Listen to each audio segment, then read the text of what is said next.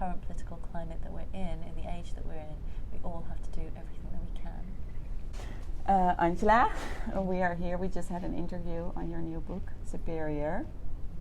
How is it for you to be in the Netherlands again? It's just wonderful. I love it here, and I have come to Amsterdam quite a few times, but every time I come, I just love it more. Yeah. Well, I was invited to go and have a little tour of the Black Archives, and I'm so glad that I went, because it gave me a picture of a kind of hidden Netherlands that I don't really get to see very much when I come, and just hear so many amazing stories. So they have a wonderful big collection of books and pamphlets and posters and lots of different things that they've accumulated from different sources, and they're just in the process of cataloguing everything now, so it's quite basic, the system at the moment.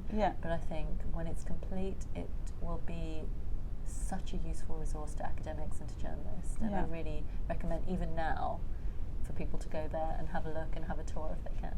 How is it to be promoting this new book, Superior? It's been good. So it's been out in English for quite a few months now. It came out at the end of May, and the reviews thankfully have been wonderful, which is a big relief when you're a writer, and it has been widely reviewed, so that also has been a relief. I have had a lot of backlash from the far right. Neo-Nazis and white supremacists have had quite a bit of trolling, there's no doubt, but I expected that, because these are exactly the people I call out. You were prepared for it. Yeah, I was prepared for it, because some of these people are the ones I interview for the book.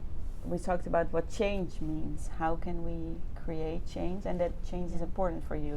You said, like, I wrote these two books, the first one Inferior, the second Superior, on either gender and race. And if nothing changes from it, what's the point of me writing it?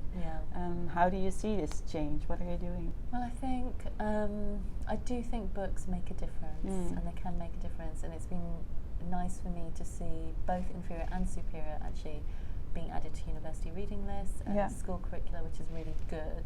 Every school in the UK has one, right? Yeah, they have a Inferior? copy, because there was a crowdfunding campaign, and that really makes me happy to see the book kind of being used as a tool and a resource, which is great. But I think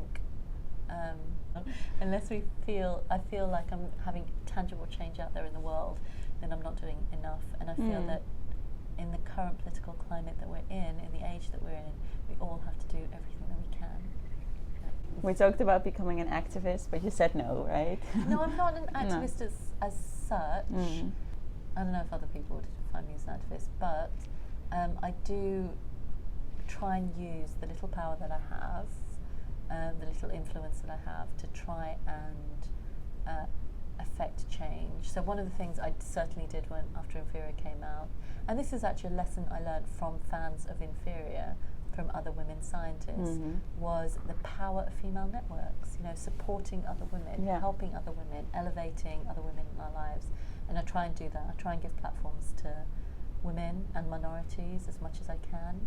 Certainly in your role as a journalist, you mean? In my role as a journalist, or even in my interactions with the media, whatever I can do in that sense. And with Superior, one of the things I did was I had 3 big launch events in the week that it came out, and instead of doing book talks, I did conversations, and I gave platforms to other people who either were related to the book or had similar interests, or had their own similar books kind of coming out. You were not the topic of the event. Yeah, because maybe. I don't think I don't think I am the topic.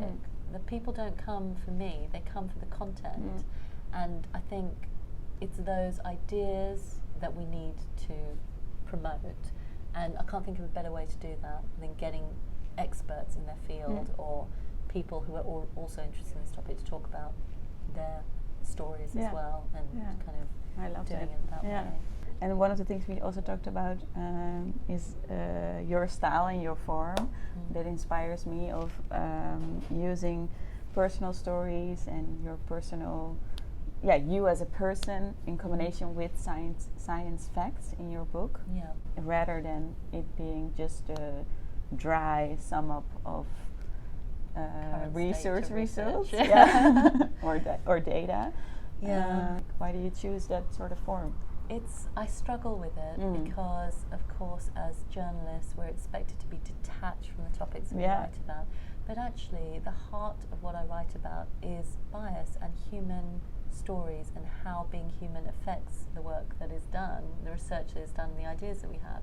So I feel to not lay out my background and my experience and my thoughts on the topic is a little bit disingenuous, because unless you know where I'm coming from, then how do you know what my biases are and what my subjectivities are? On topics like this, we owe it to the reader to let them know where we're coming from, because this presumed objectivity, I think, just leaves the reader a little bit cold, and I think it finds them harder to trust you, because they're always thinking, but what's her game? Or what's his game?